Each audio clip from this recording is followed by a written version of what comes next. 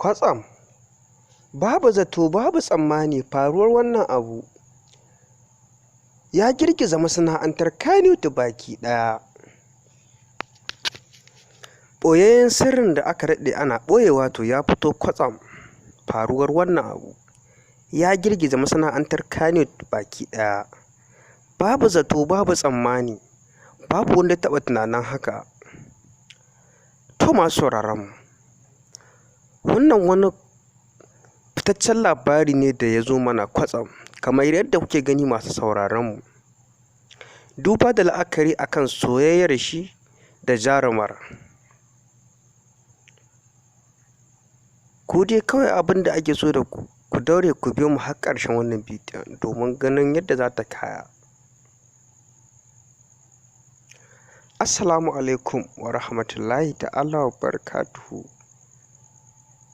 Barkamu da warhaka, barkamu da wannan lokaci. Barkamu da kasancewa tare da ku a cikin wannan sabon shirin namu. Zan so idan yau ne farkon zuwan ku a cikin wannan tasha tamu mai albarka mai farin jini har kullum a koda yaushe, ku daure ku dangwala mana alamar subscribing da alamar ƙarar sanarwa.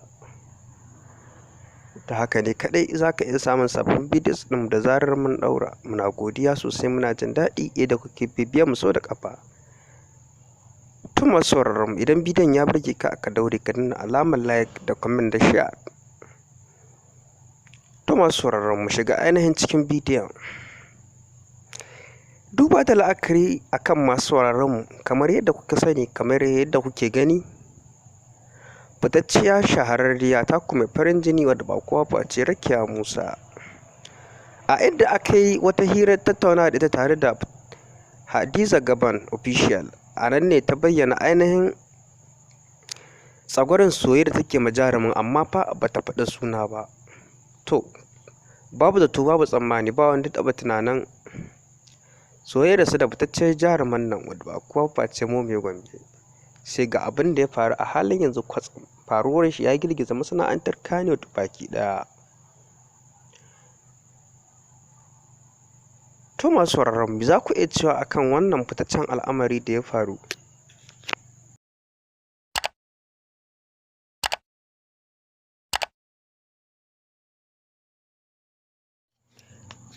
To masu sauraron mu, shin me za ku iya cewa akan wannan al'amari gami da fitaccen shahararre naku mai farin jini har kullum a koda yaushe, wanda ba kowa ba ce hamisu ɗorayi.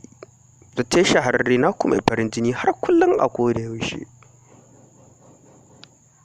Kamar yadda wannan al'amari ya faru akan soyayyarsa da Rakiya Musa, a bisani kuma suka zo suka rabu. A bisani ga abin da ya zo ya faru da fitaccen shahararriya wadda ba kowa ba ce shahararriya taku mai suna Maimuna Abubakar, wadda kuka sani da mome Gombe. Sai kuma fitaccen shahararre wanda ba kowa ba ce Hamisu Sa'idu Yusuf, wanda kuka sani da hamisu ɗorayi.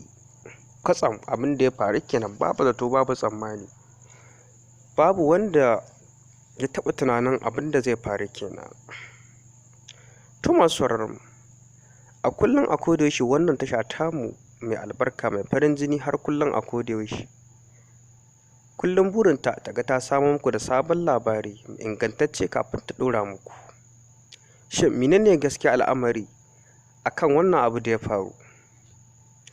Zan so ku ƙara biyo mu har ƙarshen wannan bidiyo domin jin gaskiya ainihin al'amari akan soyayyar Hamisu da kuma soyayyar mome Gombe.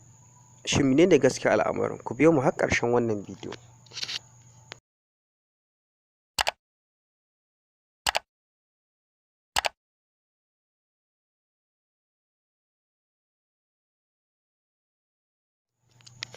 To masu sauraron, barkamu da dawowa. Gaskiya al'amarin a nan shine, fitacciya shahararriya wadda ba kowa ba ce Maimuna Abubakar, wadda ku sani da mome Gombe, ta riga da ta fidda ainihin wanda take so kuma wanda za ta aura. Shin wane ne wannan? To masu sauraron mu, fitaccen shahararre naku mai farin jini wanda ba kowa ba ce Hamisu Sa'idu Yusuf, wanda ku sani da hamisu ɗorayi. a bisani har yanzu babu wanda zai ce ma ga budurwarsa, don bai taɓa cewa wannan ita ce budurwarsa ba. A bisani babu wanda ya santa. Wannan faruwar wannan al'amari da kuke gani masu sauraron mu akan auren hamisu breaker da mome Gombe ya faru ne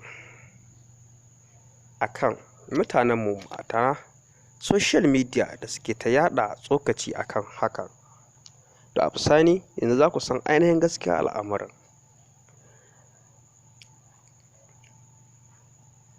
Hamisu breaker ya je ya yi bayani akan shafinsa na TikTok, inda ya bayyana wa duniya gaskiya ainihin al'amari akan soyayyar shi da mome Gombe.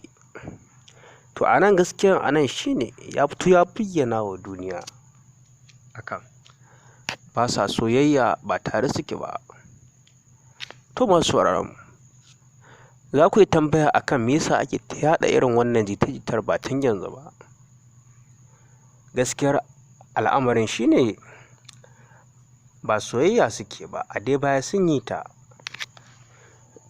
Kamar yadda kuka sani, kamar yadda kuke gani, an daɗe ana ta yaɗa wannan jita-jita, wanda a bisani jaruman baya jin daɗin haka. Shine kwatsam ya fito ya yi bayani akan haka. To masu sauraron mu, za ku iya cewa akan wannan fitaccen al'amari da ya faru da wannan jarumi, kuma in ce da wannan jaruma.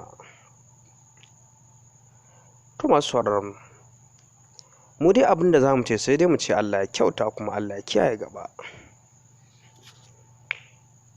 To masu sauraron mu, idan ka ji daɗin kallon wannan bidiyo namu akan wannan tasha tamu mai albarka fitacciya shahararriya, zan so ka daure ka dangwala mana alamar subscribe da alamar ƙarar sanarwa. Ta haka ne kaɗai za ka iya samun sababbin ayyukanmu da zarar mun ɗora ingantattu. Sannan abin da muke so ku da Allah ku daure ku yi lakin da share da kuma domin jin ra'ayoyinku akan wannan fitaccen al'amari da ya faru ta wannan shahararre naku wanda ba kowa face hamisu breaker ɗorayi. Ta masu sauraron mu, na godiya sosai, muna jin daɗi yadda kuke bi mu so da ƙafa a cikin wannan tasha tamu mai albarka mai suna Hausa Biral. Har kullum a kodayaushe wannan tasha ta ku ce. Mu haɗu a lokaci na gaba. Muna godiya sosai.